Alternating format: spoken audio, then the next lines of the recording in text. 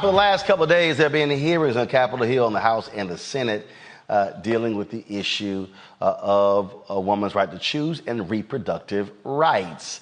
The hearing today in the House took place, but man, it's the one yesterday in the U.S. Senate that folks are still talking about. It was quite something to see this back and forth exchange between Josh Hawley. Y'all know who that is. That is the crazy, deranged, MAGA-loving idiot from Missouri who is a United States Senator, who is one of the most, again, despicable folks in the United States Senate. Well, he got into this back and forth, y'all, with Berkeley law professor Kiara Bridges over the issue of transgender, reproductive rights. Let's just say she wasn't here for no bullshit dealing with Hawley.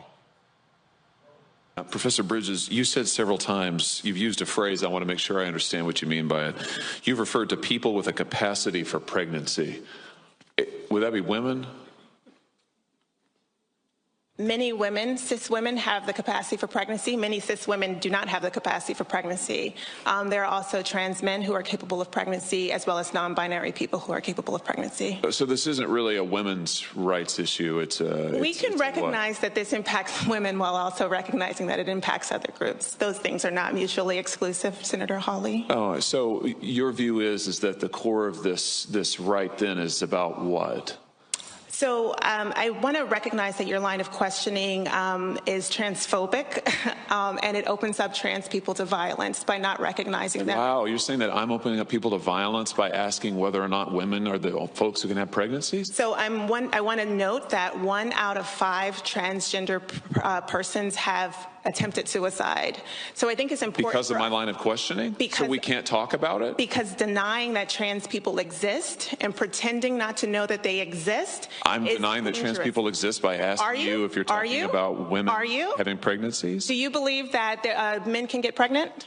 No, I don't think women can get pregnant. So you're denying that trans people exist? And that leads to violence? Is this how you run your classroom? Are students allowed to question you? Absolutely. Or are they also treated like this, where No, they're told that they're opening up people to violence? We have a good time in my class. You should join. I bet. You might learn a lot. Wow, I would learn a lot. I've learned a lot just in this exchange. Absolutely. Extraordinary. Yep. You might learn a lot. That's a good one there. Senator Maggie Hassan of New Hampshire talked about the overturning of Roe v. Wade and how significant it is. That the end of Roe is not the final goal of anti-choice extremists. Their ultimate objective is to ban abortion nationwide.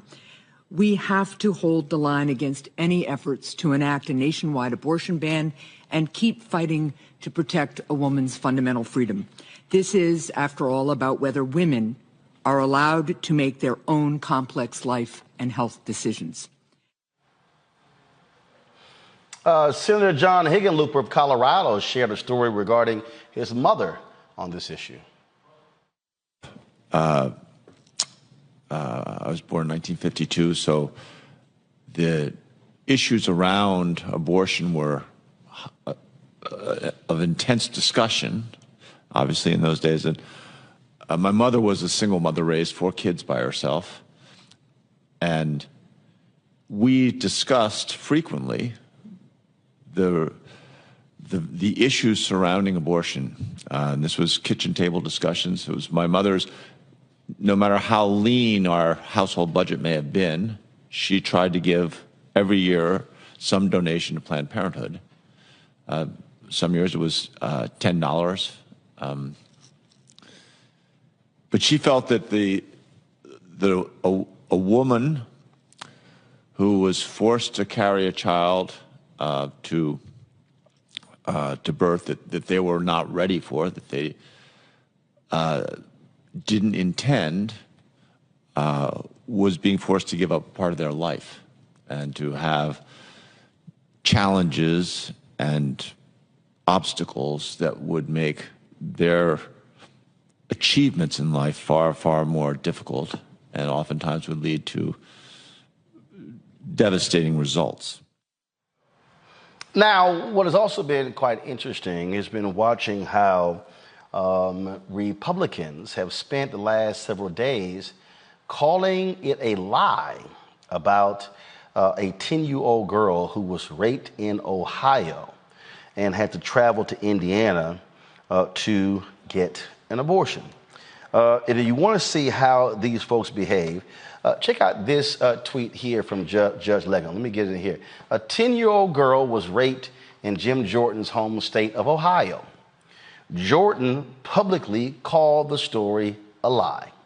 Then, after the rapist was arrested and confessed, Jordan deleted the tweet without any acknowledgement or apology, y'all.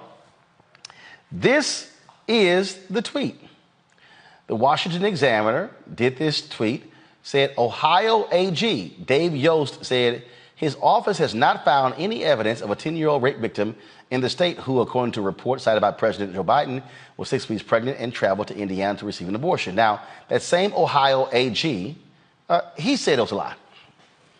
Here's Jim Jordan saying, another lie, anyone surprised? Guess who lied? Jim Jordan.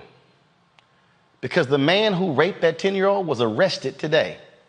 And y'all, the backtracking of Republicans has been intense all day long. I'm going to pull up some other tweets in a second. And so it's really interesting, Tanya, to see again, how the GOP is playing this. They all got busted because, again, they lied. They kept calling everyone a liar. Now a person that's been arrested for raping that girl, and now they're all trying to backtrack saying, oh, it's good that someone got arrested. And then this whole that whole back and forth, because I've been seeing, here leftists go.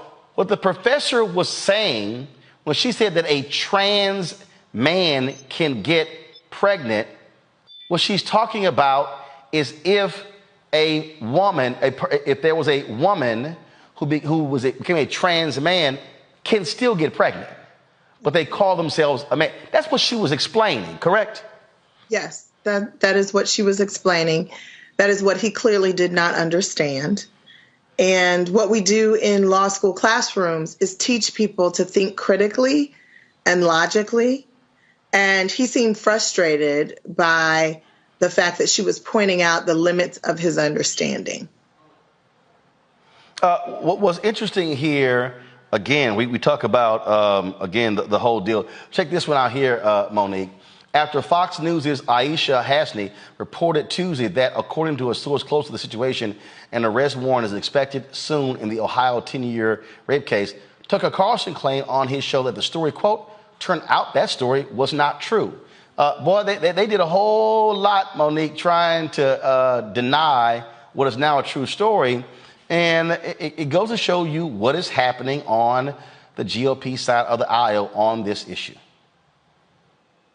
Right. But it also shows the need for and the blessing of good reporting when it's done. I saw several stories about just the couple of 1-3. I think it was really just one, but I hear now there were two reporters who were actually in the courtroom when the 27-year-old man was arraigned on these charges. And that's what we need, because otherwise Fox, the Tuckers of the world, can run with their lie and their followers will believe it to be true until it's proven otherwise.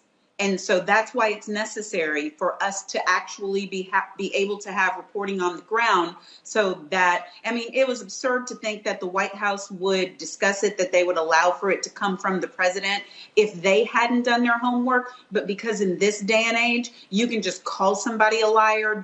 I can say the sky is blue. Fox can say she's lying. I can say my skirt is pink. Fox can say it's purple. And people believe it unless it's proven. And it's unfortunate where we are, but I am thankful for that report. Well, and that's because their dear leader, Donald Trump, lied constantly and kept saying everything was fake news, and they fell for it. Here is the liar himself, Tucker Carlson, with his BS last night.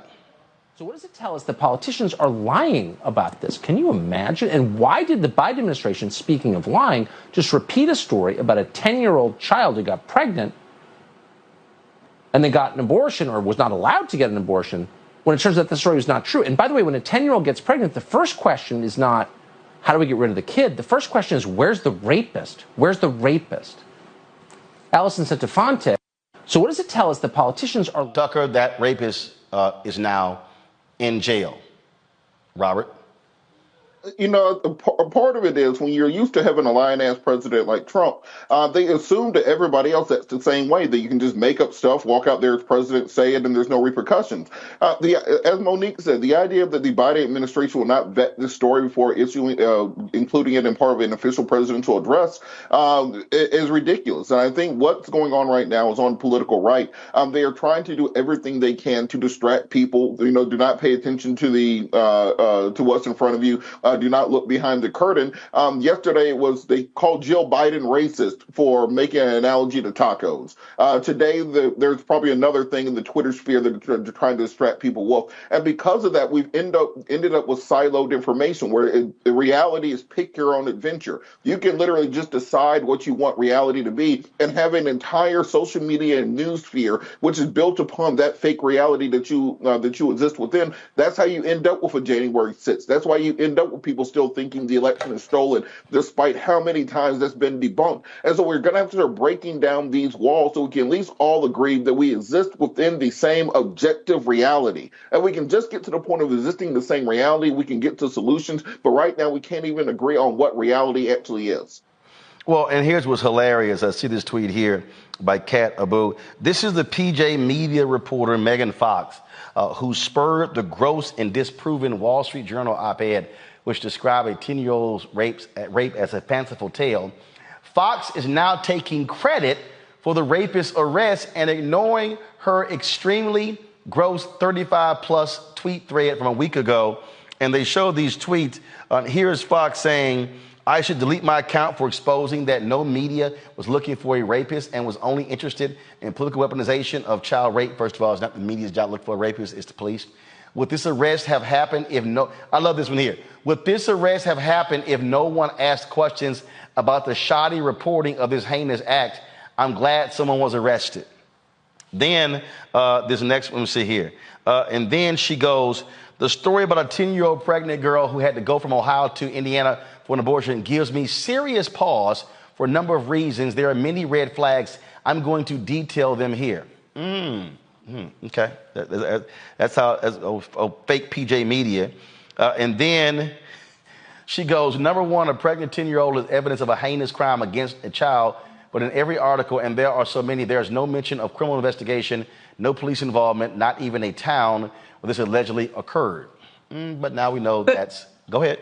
But Roland, the part that is hideous about this coming from a woman and a reporter is... Put reporter in quotes. Is ignoring the reason why you're not supposed to know the town. You're not supposed to know there's an investigation. You're not supposed to know the child's name.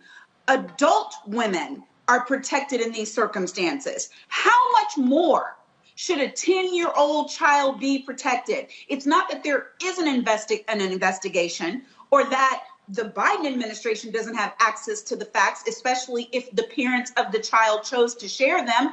But the rest of us are not supposed to know because this baby is going to have to try to live after this. Right. It's horrible enough what has happened. We're not supposed to be able to prove that she exists, know her name, know any of these facts. I mean, there are actually laws, rape shield laws in place, especially for minors, so that this doesn't happen. And everyone who's saying, but can you prove it? Can you prove it? Sounds idiotic, especially Tucker. The real issue is where's the rapist? No, fool. The real issue is this baby. Parents care more about what happens to this child than what happens to the racist, or they're not real parents. Yeah, I just, and again, you know, what we are seeing here, Tanya, we are seeing folks on the right who are desperate, who are desperate to demonize folks on the left by any means necessary, because their agenda is real simple. And their agenda is flat out. It is to go after contraception. It is to go after so many other rights. They're not stopping. They're not stopping at the Supreme Court overturning Roe v. Wade. No, they're not. That was just the tip of the iceberg. I mean, there's a whole lot of rights that are part of the privacy rights interests that were codified by the Roe decision that now no longer exist. And I want to go back to something Monique said. There, unfortunately, because Roe has been overturned, there will be many more 10-year-olds who have to give birth to children that they became pregnant with because of a rape, because they will not have that option. Their parents will not have the option to give them some privacy in the wake of a traumatic experience where they don't have to give birth to a child that exists by virtue of a violent sexual violation. And so we don't have statistics on the number of 10-year-olds who are raped, but we will. And those statistics will be by virtue of the births that will take place that should never have happened, because now these young girls do not have any other option but to give birth to these children. Yeah. And again, and let me just go ahead and just do this here because I really appreciate how stupid he is. One of the truly dumbest people out there on the right is this idiot Clay Travis, who's supposed to be a sports person. Now he's into politics, but he frankly don't know shit about sports. This is what dumbass Clay put. Everything Joe Biden said here appears to be a lie. Ohio allows abortion for rape children, and more importantly, there is zero evidence this actually happened. Then he tweeted again, media reports of a 10-year-old being raped in Ohio and having to leave the state for an abortion appear to be completely made up. Really? Let's see here. Clay Travis rips apart Indy Star and the rest of the leftist media for allowing the story about a 10-year-old seeking an abortion to go viral. We have one more for this idiot Clay Travis. Yeah, updating this viral story.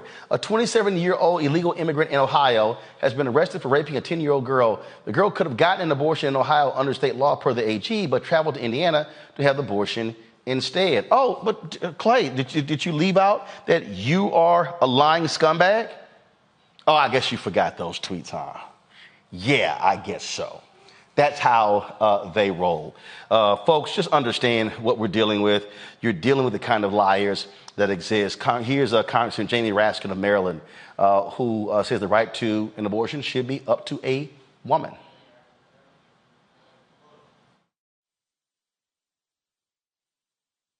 Not just the vast majority of Democrats, but 57% of independents and 40% of Republicans, although they don't appear to have much voice in the Republican caucus today. But there are lots of Republicans who agree with us that this is a choice that belongs to women, girls, and their families. That is the vast majority of the American people. But that's not how they want this to be. Folks, Black Star Network is here.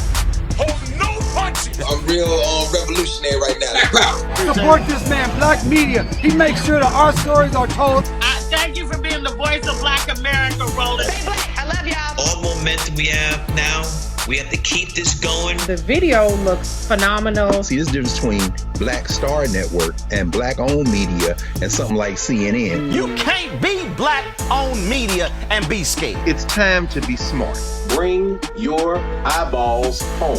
You dig?